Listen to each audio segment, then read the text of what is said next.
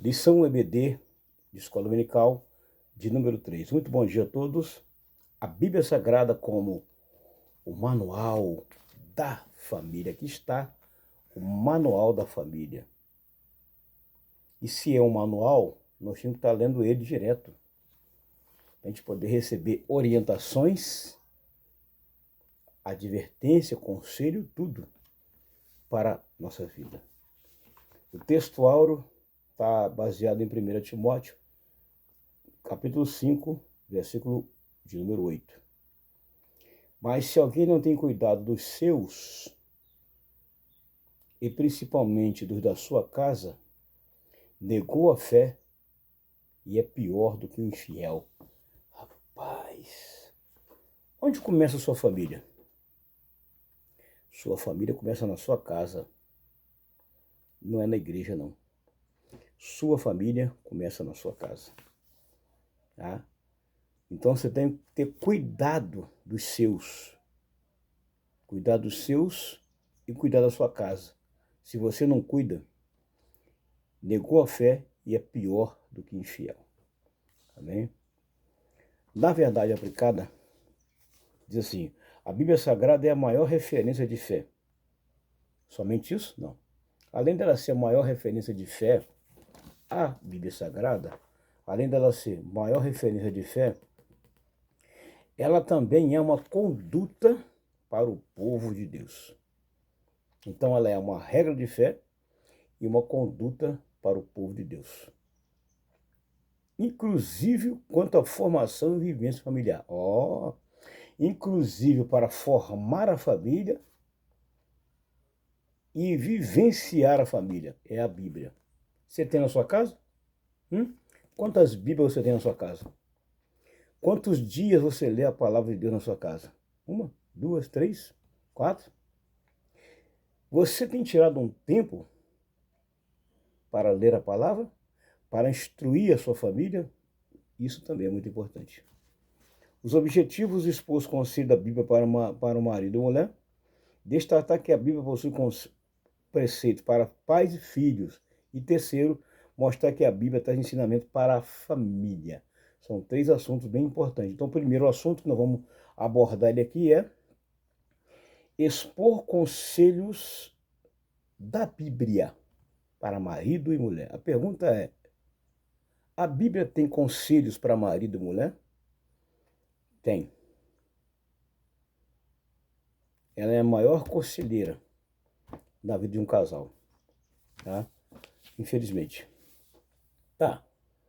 Lá no preâmbulo, que é o tópico 1, diz assim, ó, o manual orienta marido e mulher. Qual manual está falando?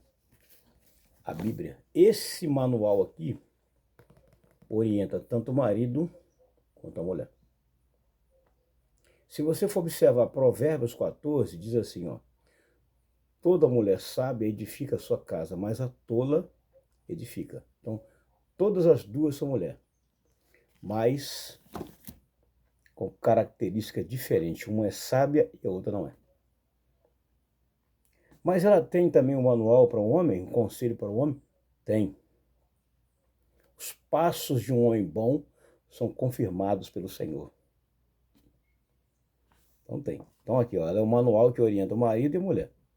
A nossa carta magna, a Bíblia Sagrada, é onde Deus estabeleceu as leis que regem o casamento e a família. Então, aqui na Bíblia tem leis que regem o casamento e a família. E nós devemos seguir esse manual, tá? Seguir essa orientação para a nossa regra de fé. Então tá aqui o preâmbulo do tópico 1, ele resumindo praticamente falando aqui. No tópico 1.1, ensinamento para os maridos. A Bíblia tem vários ensinamentos para o marido. Uma delas, Pedro falou assim, olha, maridos, coabitai com ela como o sexo mais frágil. Está dando um conselho. Tá? Então aqui, ó. Primeiro eu estou falando para o marido, ou para os maridos, está no plural. Cada marido deve amar a sua mulher e não tratá-la asperamente. Misericórdia. Se a gente for ver isso aqui de uma forma generalizada, geral, né? Se for ver de uma forma geral, rapaz, tem marido que trata a mulher com casca grossa, com brutalidade. Pra que você casou com ela se você vai ser bruto com ela? Hã? Misericórdia. Uma coisa áspera é que não houve polimento. A grosseria é o câncer que devora o amor. Nenhum casamento subsiste a grosseria o tempo todo. Com certeza não tem nenhum casamento que vai suportar isso aqui. Grosseria, xingamento. Tem marido que só Jesus, né? A gente não vê isso só na ficção, na realidade. Então a gente vê isso aqui praticamente em geral. Tá? Então o tópico 1, ensinamento para o marido. Tá? Aqui está dizendo como que ele tem que tratar ela. Não é com burrice, não é com gritaria, não é com soco, não é com pontapé, não. Tratar ela como carinho. É o ensinamento. Ele deve amar ela também. Deve amar. Né? 2. Agora, ensino para as mulheres. Olha, se tem regra para o marido, tem regra para a mulher. Ó, para as mulheres. A mulher deve ser submissa ao seu marido como ao Senhor. Aqui está o grande problema, talvez, que sugere um atrito muito grande. A mulher ser submissa. Tem mulher que não aceita mandar no homem. Ela acha que ela é que manda. E faz ele de gato e sapato. Faz ele de cachorro. Não obedece. Aqui, ó. A Bíblia está mandando ser submissa. Se você não é mulher submissa ao seu marido, você também não é submisso a Deus. Quem ensina isso? A Bíblia. Se você não é submisso ao seu marido, você também não é submisso a Deus. Porque uma mulher, quando ela é submissa ao marido, ela é submissa a Deus. Agora, tem também um outro porém. Ser submissa ao marido não quer dizer que ela é empregada dele, não. Que ela é escrava dele, não. Tem que tomar muito cuidado. A pessoa confundir a palavra ser submisso como escravo ou como empregado. Faz tudo e o cara fica de boa. Tem que tomar cuidado com isso aqui. Tá? Quem está com a responsabilidade da missão é o marido, com certeza. Princípio de autoridade de liderança, mas a mulher é ajudadora. Então a liderança é do homem. A mulher é uma ajudadora. Tá? Administradora, educadora e assim vai. Ela deve respeitar o seu marido, pois foi colocada como líder do lar, como Cristo é o cabeça da igreja. Infelizmente tem muitas mulheres que não aceitam isso aqui. Não aceita ser mandada, não aceita ser submissa. Ela não quer ser cauda, ela quer ser cabeça, não aceita de jeito nenhum. E começa aquela briga toda dentro de uma família. Aqui que está o problema. Respeitar o marido, porque é por ele que representa o provedor, protetor, sacerdote, esposo, pai e filho. Tendo em alta consideração. Ó, a mulher sábia faz da sua casa um lugar de paz, de alegria, de amor, né? Mas a mulher imprudente descuida e vira uma guerra jogando álcool na fogueira. Isso aqui eu acabei de falar lá atrás, tá vendo aqui? Falando de 2 tipos de mulher, a sábia e a tola. Uma mulher sábia, ela sabe contornar o seu casamento. Ela sabe administrar o seu casamento, mesmo que ele estiver em crise, mas ela sabe como administrar, ela tem um jeitinho para administrar e consegue administrar muito bem. Tá? Então tá aqui, ó. Primeiro eu falei pro homem, agora para a mulher, que é 2, né? Vamos lá para 3, lembrando que eu resumo. 3. Agora ensinamento para os 2. Você observou que a parte 1 da lição tem ensinamento separado para o homem, ensinamento para a mulher, agora vem para os 2, o conjunto, o casal.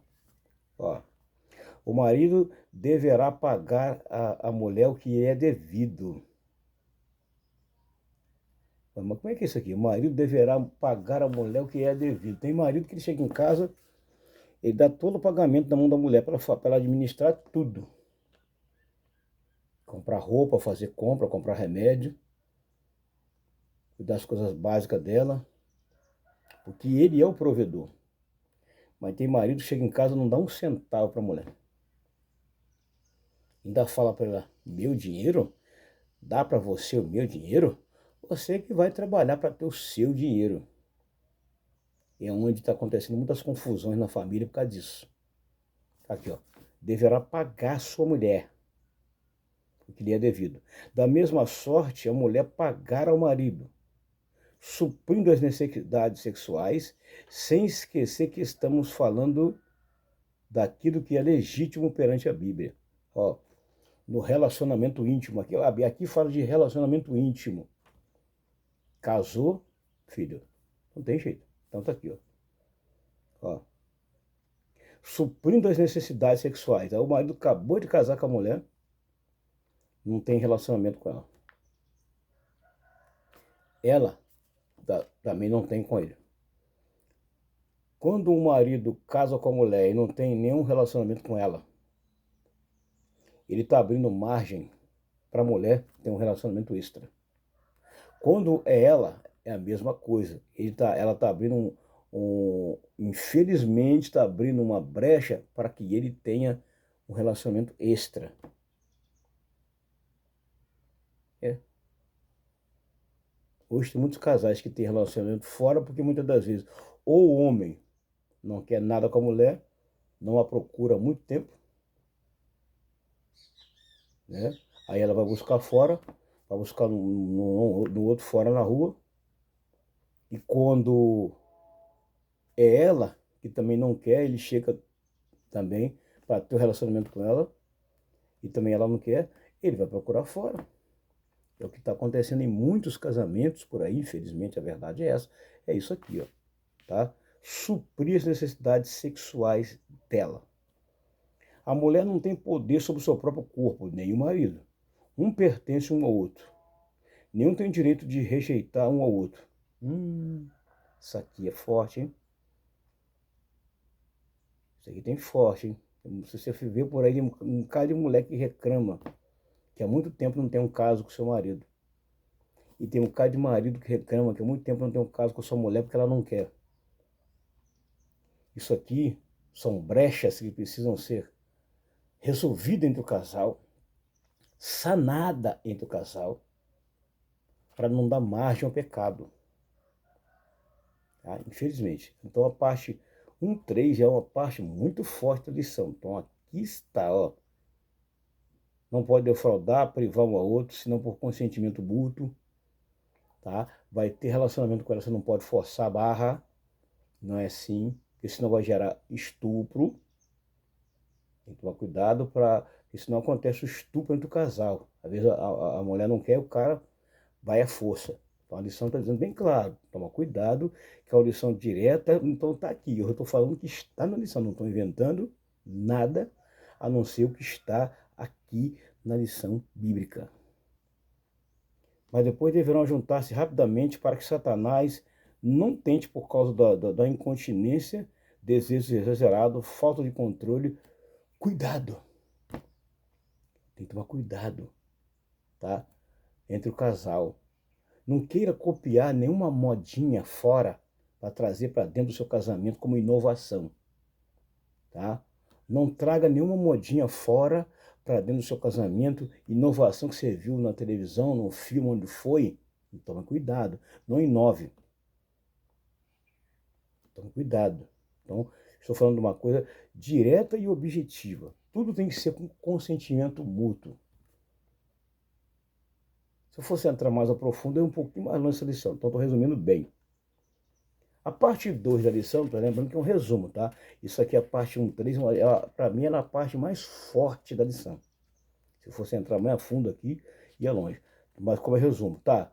O 2, que é o segundo objetivo da lição, diz assim: destacar que a Bíblia possui preceito para pais e filhos. Então a Bíblia ela tem também preceitos e conselhos para quem?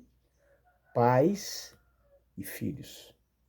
A Bíblia está recheada de instruções de como os pais devem criar e educar os filhos na administração do Senhor. Beleza, concordo plenamente. A Bíblia está repleta, cheia, recheada de instruções como o pai deve criar o seu filho. Eduque o menino no caminho em que deve andar, ou ensine o menino no caminho em que deve andar. Então você tem que começar a educar ele cedo, a criar ele cedo e ensinar ele cedo. Ensina ele cedo, para ele poder aprender. Não adianta você querer ensinar o seu filho depois que ele tiver com 15 anos, não. Ensina ele cedo. Vai começar a devagar contar uma historinha bíblica para ele, orientando ele, ensinando, meu filho, isso não pode, isso aqui tem que tomar cuidado, ensinar. Você tem que fazer o papel daquela mãe de nome anônimo, lá do capítulo 31 de Provérbio. A mãe do rei Lemuel. Não fala o nome dela, mulher anônima, mas ela deu conselho para o seu filho. O rei Lemuel teve uma mãe que lhe ensinou tudo. Ela ensinou para ele tudo. Escolha de relacionamento, falou sobre bebida, falou sobre tudo para o seu filho. Eu acho que aquela mãe lá é um exemplo de mulher que deve ser seguida. Um exemplo de uma dona de casa que deve ser seguida. Não fala aí do marido dela, mas fala dela. Então tá aqui, a Bíblia tá muitos conselhos por aí. Também de como os filhos devem comportar perante os pais. Então aqui, ó, duas coisas importantes nesse preâmbulo 2 aqui. Tá? Pai e filho. Tem conselho como o pai deve criar. E tem conselho como o filho deve se portar diante do pai, se comportar diante do pai. Infelizmente tem alguns filhos por aí, inclusive na casa de Deus, que infelizmente o pai dá o conselho, mas eles não aceitam. Retrucam, outros até batem no pai. Há filhos, até mesmo na casa de Deus, batendo em seus próprios pais. Então tá aqui, ó. O 2:1, ó, ensino para os pais. Observe bem. Ser amigo dos filhos é muito legal e saudável. Mas lembre-se de que antes de serem amigos, são pais, e o papel dos pais é criar, educar, proteger, prover, disciplinar. Quem trata os filhos só como amigos, anula e ofusca a responsabilidade do pai. Ah, meu filho é meu amigo. Não, ele é seu filho. Porque se você tratar ele como amigo, na hora de corrigir ele como filho, você perde toda a autonomia. Toma cuidado. Então trata o seu filho como seu filho.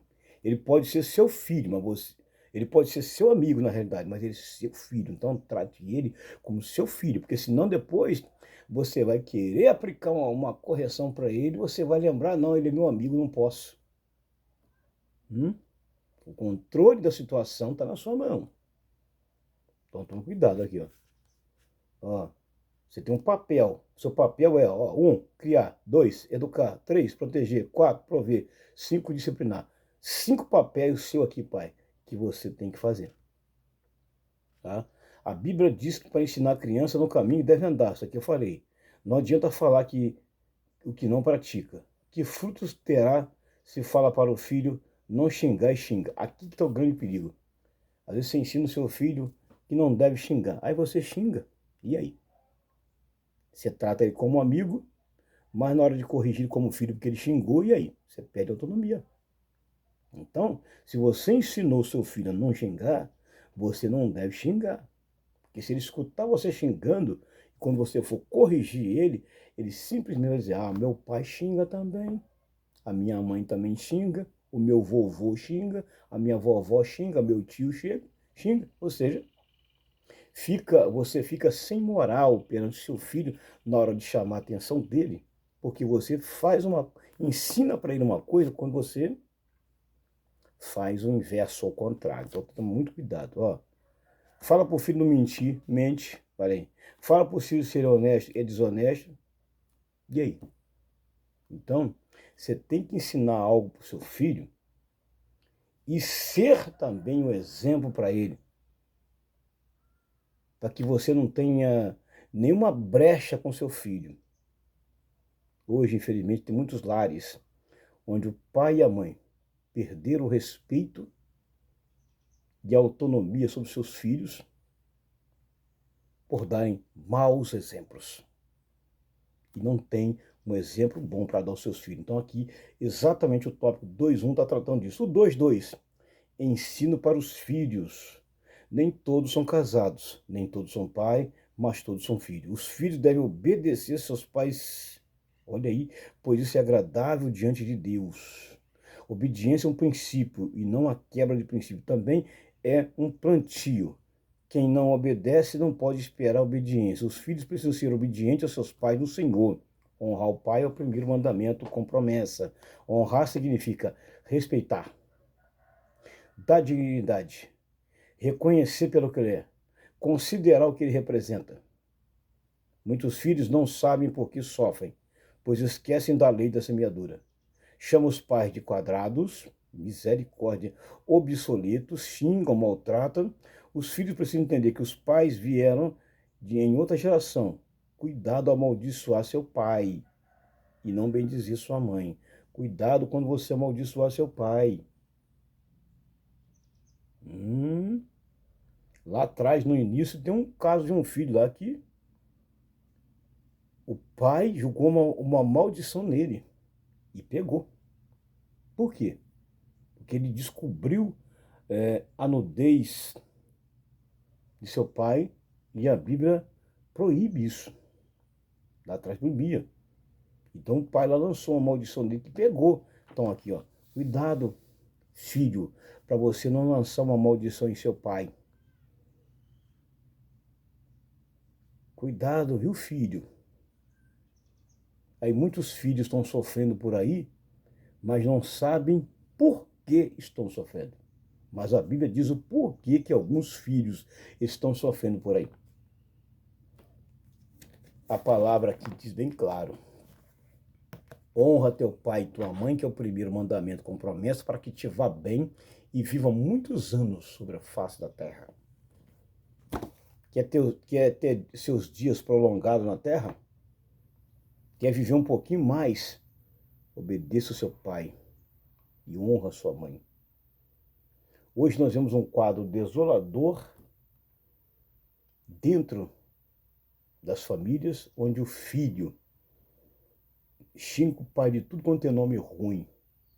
Mas será que não tem pai que faz a mesma coisa? Tem, que é a parte. Nós temos um tópico aqui. Então esse é o tópico 2.2. O 2.3, resumindo ele aqui: filhos e pais vivendo respeitosamente. Quando isso aqui acontece dentro de uma família, é bênção pura. Filho e pai, tá? Que se respeitam dentro do lar. Isso aqui é muito bom. Quando filho e pai se respeitam dentro do lar. Olha aqui, ó. Existem muitos filhos órfãos de pais vivos. Pais ausentes, negligentes, não os acompanham nos seus estudos, não sabem o que estão precisando, não os ouvem. Os filhos criados com amor, carinho e atenção geralmente são bondosos e não se perderão no mundo degradado e depravado. Agora, olha aqui, olha a importância que tem aqui esse versículo, tá? Ó, filhos criados com amor e carinho e atenção geralmente são bondosos, tá? Filho criado com carinho e amor geralmente são bondosos. Carinho, amor e atenção, e não se perderão no mundo. Aqui, infelizmente, o que a gente mais vê aqui, são pais que não estão nem aí. Eles não corrigem o dever de casa do seu filho, não corrigem. São pais negligentes e ausentes. Não corrige o dever do filho, não procura saber aonde o seu filho está, por que chegou tarde em casa, por que não dormiu em casa. Ou seja, não participam de nada na vida do filho. Tem pai que é tão negligente que ele nunca participou de nada na vida do filho. Nada.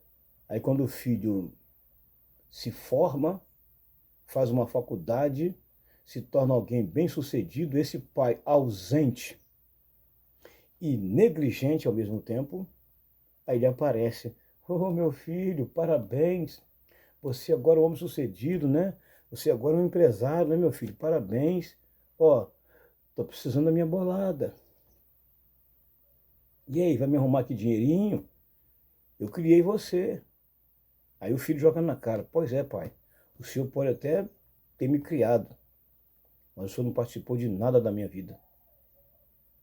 O senhor não participou do meu crescimento, da minha infância. O senhor nunca me buscou na escola, o senhor nunca foi num reunião de escola." Tem pai que é assim, ausente, negligente, e depois se aproveita do filho, quando o filho se torna alguém profissional na vida. Infelizmente, nós vivemos esses dias. Ei, pai, participe mais das atividades dos seus filhos. Ei, pai, mãe, procura saber por que seu filho fica muito tempo na internet e o que ele está vendo na internet. Procura ver o porquê que ele está muito tempo na internet e o que ele está vendo na internet. Acompanhe. Acompanhe, na realidade, o passo a passo dos seus filhos todo dia, para ver o que ele faz. Quando você não acompanha, você pode ter surpresa no final. Aí é que está o problema. Então tá aqui, ó. Os pais precisam ter cuidado com as redes sociais, ó. Acabei de falar isso aqui, ó. Sem ler, tô falando aqui, ó. Hoje, talvez, um dos maiores inimigos, bem provável que seja hoje, um dos maiores inimigos de uma família ou do filho está dentro da rede social. A rede social é muito boa, mas se você não tiver moderação e cuidado, se torna uma arma fatal. Por quê? Através da rede social, me desculpa a franqueza e a realidade, está crescendo muito o número de pedofilia. Está crescendo muito o número de pedofilia dentro das redes sociais. E quando uma mãe deixa o seu filho e sua filha exposto muito tempo dentro da internet, na rede social, e não controla o que ele está fazendo, você pode ter surpresas no final. Então, o responsável por ensinar a sua casa, pai, é você, mãe, não é a igreja. A igreja vai dar um ensinamento para a membresia toda, mas do portão da sua casa para dentro, eu vou dizer sempre na minha live, do portão da sua casa para dentro, quem manda não é o pastor, é você que manda. Então você que ensina lá.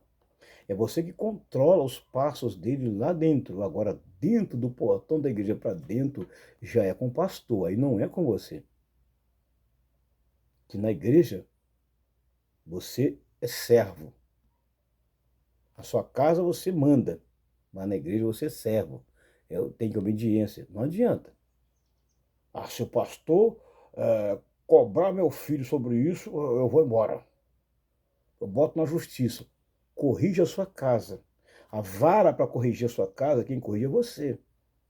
Então toma cuidado com isso aqui, ó. Então tá aqui, ó. Eles estão distanciando um dos outros. Elas estão distanciando um do outro. O que estão distanciando um dos outros? As redes sociais, infelizmente. Seu filho passa muito tempo no Zap, no Facebook, no Twitter, no Instagram ou em outra parte da rede social que muitas das vezes não deixa nem você ver. Quando você vai ver, seu filho está sendo influenciado por muita coisa dentro da rede social, se não tiver um certo controle. Controle os passos do seu filho numa rede social, volto a dizer, para não ter surpresa desagradável no final. Então tá aqui, ó. A família moderna está se transformando em um grupo de estranhos. Ó, todos ilhados dentro da própria casa.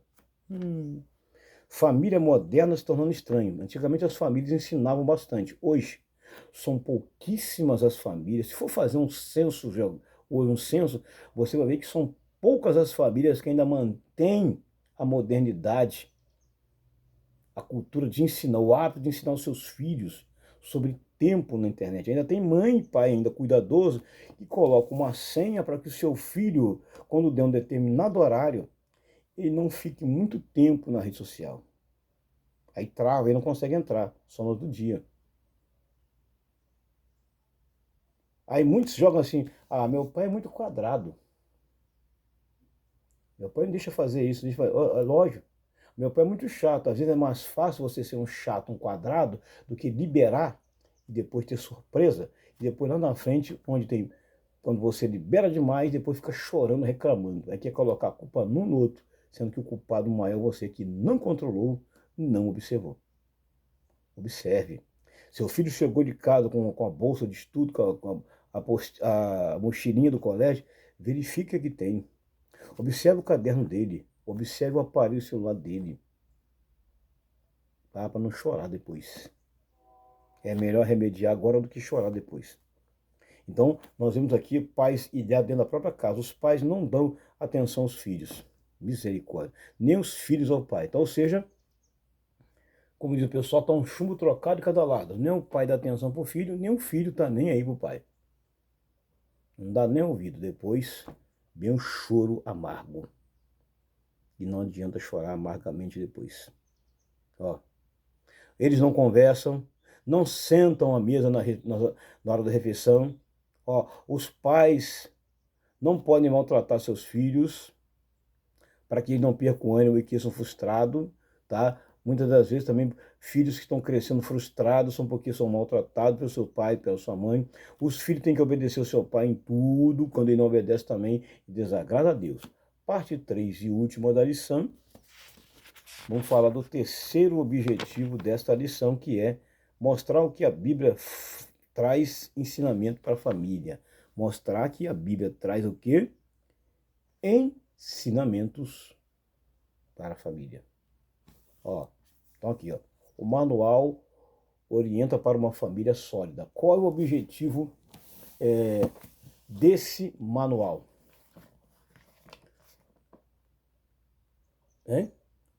Trazer orientação para que a sua família seja uma família sólida, firme, estruturada.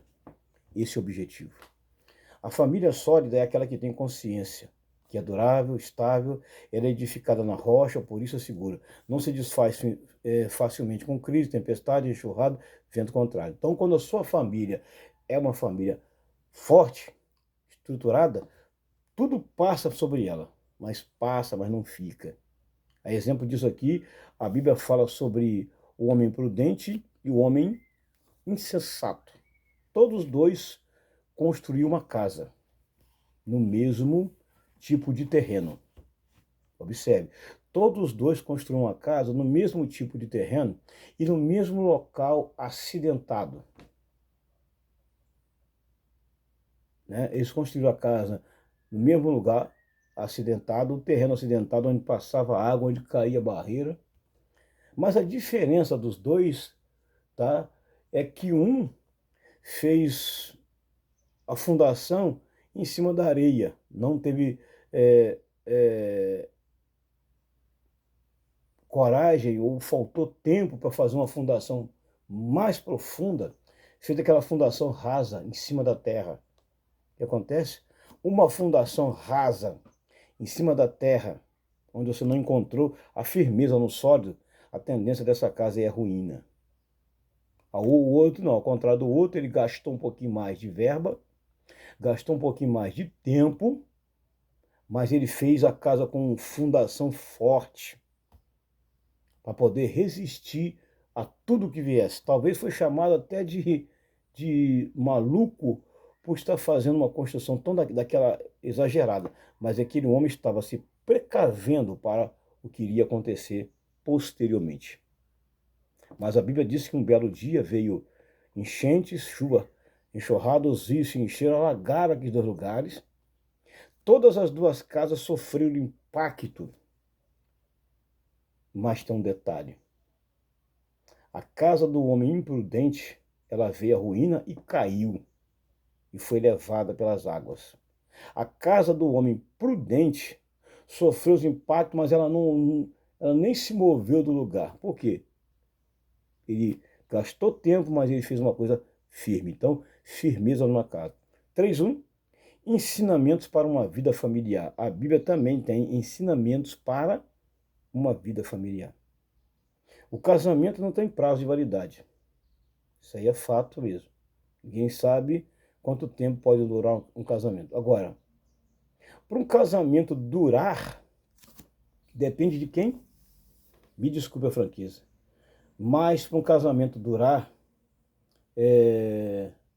depende da família. Depende do casal. Tá? Depende do casal. Depende do casal. Para esse casamento durar, depende do casal. A durabilidade de um casamento está no tempo em que um vai suportar o outro. O casamento pode durar 10 anos, 50 anos, 70 anos, como ele pode durar 24 horas. Mas já teve casamento que durou 24 horas. E já teve casamento que durou 70 anos, 75 anos. Agora, quantas tempestades e tribulações esse casamento de 75 anos não passou? E um casamento que ficou 24 horas nem conseguiu. Morreu na beira da praia. Então tá aqui, ó. 3.2, tá? Lembrando que é apenas um resumo, 3.2. Ensinamentos para uma vida familiar estruturada. Tem que haver um ensinamento para estruturar a família também. Mas a família precisa também orar, gente. Famílias estruturadas não é porque não tem crise. Não é porque as crises são vencidas, as barreiras são ultrapassadas, não é porque não tem ventos contrários, tempestade enxurrada, não tem alicerce que eles dão sustentação, porque estão edificadas sobre uma rocha, que é Jesus. Não é porque não tem conflitos, discussões, discordâncias, insatisfações, mas elas são superadas com sensatez e prudência. Os conflitos não podem se tornar uma coisa normal no casamento, mas fazem parte do relacionamento conjugal. Acalme-se. Infelizmente tem casais que não têm paciência quando vem a primeira crise. Não tem paciência quando vem a segunda ou terceira crise. E se separam logo de cara. Calma. Tenha paciência. 3.3 e última. Ensinamentos para uma vida familiar de testemunho. Que maravilha! Resumindo aqui, o nosso testamento, né, de vida comprovará a nossa união. Ó, o nosso testemunho de vida comprovará a nossa união conjugal. E a nossa harmonia familiar vai refletir para outras pessoas. O nosso relacionamento será espelho para muitos. O nosso exemplo de vida conjugal contagiará nossos filhos, netos. Eles precisam ganhar interesse pelo casamento e nos imitar. Sabe por que muitos filhos e netos perdem o interesse em casar-se? Porque vê seus pais brigando, se agredindo e xingando mutuamente uns aos outros. É por esse motivo que muitos ficam frustrados e muitos ficam frustrados e chegam a dizer da seguinte maneira: para me casar e ter essas confusões que o papai e mamãe ficam todo dia brigando, prefiro ficar solteiro. Para me casar e ver o vovô brigando o dia inteiro com a vovó, prefiro ficar solteiro. Aí o que acontece? Ficam frustrados, fica uma geração frustrada porque, infelizmente, em vez de ver um exemplo, está vendo conflito, confusão e briga. Hoje, infelizmente, é o que mais acontece. Aí eles pedem o interesse. Nossos filhos e netos precisam nos imitar em tudo, mas precisamos dar um bom testemunho também para eles. É o nosso testemunho que vai incentivar eles no futuro. Ah, eu quero casar. Meu pai está 40 anos casado. Poxa, eu quero casar, ver se eu fico pelo menos 50. Seus filhos precisam falar isso. Poxa, meu pai e minha mãe nunca brigou, nunca discutiu. Mas um casamento onde o filho e o neto nunca viu o casal brigar, eles têm conflito? Tem. Mas eles sabem vencer os conflitos com prudência e sensatez. E quando um casal sabe resolver seus problemas internos, eles não precisam envolver terceiros em nada. Resolvem e tudo fica numa verdadeira paz e numa verdadeira sintonia. Outro detalhe, tem casais que quando vão brigar, eles não controlam o tom da briga, falam alto, são explosivos. E às vezes o marido fala baixo, mulher. Não, vou falar mesmo para o pessoal escutar. Você é isso, você é aquilo. Aí começa o problema. Aí envolve terceiro, envolve vizinho que não tem nada a ver com a história aqui, ó. É diminuir o tom de voz ao falar, ó, aqui, ó. Olha só, ó. Sempre discutiremos a nossa diferença, resolvendo a nossa divergência longe dos filhos e de outras pessoas. Principalmente dos vizinhos, irmão. Olha aí. Você tem divergência no seu casamento? Resolve quando seus filhos não estiverem em casa.